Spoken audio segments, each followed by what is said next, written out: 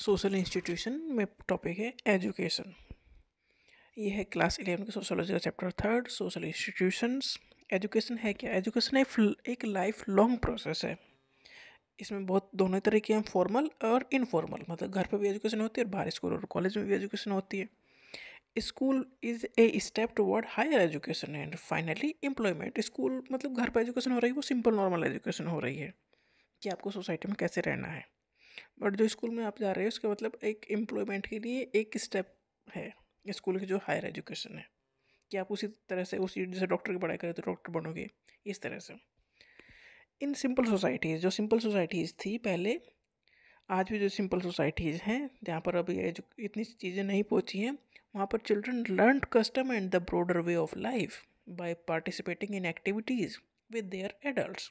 मतलब बच्चे एडल्ट या अपने पेरेंट्स के साथ रह के सारी जो लाइफ की स्किल्स हैं वो सीखते हैं सिंपल सोसाइटीज़ में। मतलब जहाँ से स्कूल में नहीं जा रहे हैं वहाँ पर बच्चे अपने बड़ों से ही सीख रहे हैं way of living. In complex societies में डेफिनेटली हर चीज़ कॉम्प्लेक्स हो गई। इकोनॉमिक डिवीजन ऑफ लेबर हो गया कि हर एक का अपना अलग काम हो गया। जैसे कि साइंटिस्ट का अपना अलग काम है, इंजीनियर का अपना अलग काम है और डॉक्टर का अपना अलग काम है। तो ये कॉम्प्लेक्स सोसाइटीज़ हैं। यहाँ डिवीजन ऑफ लेबर हो गया, सेपरेशन ऑफ वर्क हो गया फ्रॉम होम। अब इंडस्ट्री लग गई, फैक्ट्री लग गई, तो आपको काम फैक्ट्री में जाकर करना है। नीड फॉर द स्पेशलाइजेशन या स्पेशलाइज्ड। अब आपको एक स्किल चाहिए, आप जो स्किल आपको आ रही है आप वो उसी तरह के काम करोगे। Learning and skill attainment. तो कॉम्प्लेक्स सोसाइटीज डेफिनेटली कॉम्प्लेक्स है। और यहाँ डिवीजन ऑफ लेबर है, मतलब एक इंसान एक फील्ड में एक्सपर्ट है, फिर वो उसी का काम कर रहा है। तो ये एजुकेशन की वजह से पॉसिबल हो पाया है, क्योंकि पहले जो ट्रेडिशनल सोसाइटीज़ थी, पुरानी सोसाइटीज़ थी, वहाँ पर एजुकेशन कम थी, तो वो अपने बड़ों से ही सीखते थे जो भी सीखते थे। Education should prepare the child for special occupation. Education हमें तैयार करती है हमारे ऑक्यूपेशन के लिए। And enable the child to internalise the core value of society. मतलब सोसाइटी की जो कोर वैल्यू हैं उन्हें हमारे अंदर लाने के लिए, संभालने के लिए। इमाइल दुर्खिम का जो व्यू था एजुकेशन को लेके, फंक्शनलिस्ट व्यू था वो, कि एजुकेशन मेंटेन करती है सोशल ऑर्डर। सोसाइटी में एक ऑर्डर मेंटेन है एजुकेशन की वजह से, कि सब यहाँ पर अच्छे से रह रहे हैं क्योंकि वो एजुकेटेड हैं, अपनी बाउंड्रीज जानते हैं, प्रमोट करते हैं शेयर वैल्यू, एक दूसरे की वैल्यू को शेयर करते हैं। And prepare individual for roles in society. हर एक इंसान का सोसाइटी में अपना एक रोल है और वो उसे उसके रोल को निभाने के लिए तैयार करती है एजुकेशन। तो एक फंक्शनलिस्ट पर्सपेक्टिव दिया इन्होंने। For the functionalist, education maintain करता है एंड रिन्यू करता है social structure and transmit and develop culture.